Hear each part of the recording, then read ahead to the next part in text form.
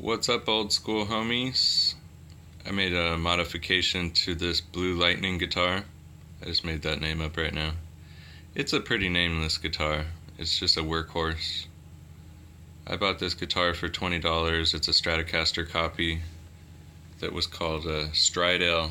A Stridel Strat was probably the cheapest you could find, and that's usually the indicator right there. If there's not even a piece of plastic or a piece of wood covering it or anything like that, that's usually the cheapest guitar you could buy right there. But amazingly, this is my favorite guitar. Everybody knows this is my favorite. It looked really weird when I bought it. It had a hook kind of shape down here, and I cut it and made it look more like a real Strat. I put real Grover tuning pegs on it. I sanded the name off of it, and I shaped this part a little bit too.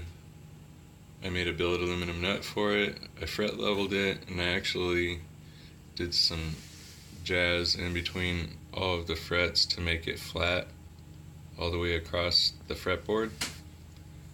And then I stained it, finished it. This guitar has a lot of fucking work in it for being such a cheap ass guitar.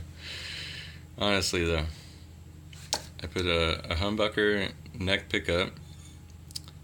There's nothing here. This is some dots that I cut out of a sticker that was in the shape of the letter I. So the black parts are the letter I, and this is the reflective parts around it. Tell how reflective it is down here. I put, you know what, I probably shouldn't have put pole pieces on here. I could still remove this. But that's just a wooden pickup. There's no pickup there either. This is all the custom work that was a pain in the ass.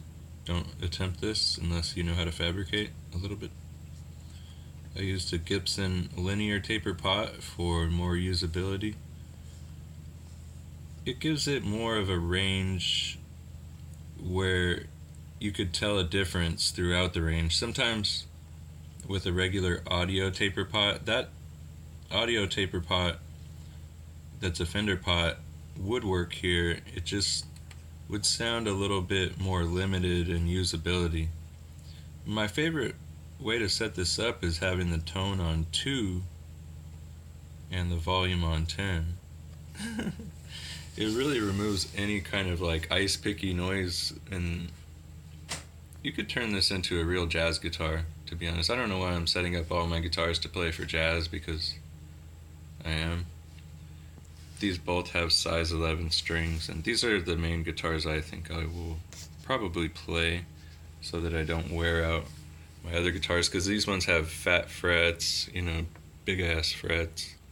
This one has extra jumbos, and this has just regular jumbos, but then it starts going into vintage frets. And yeah, these guitars, we'll start talking about these little babies.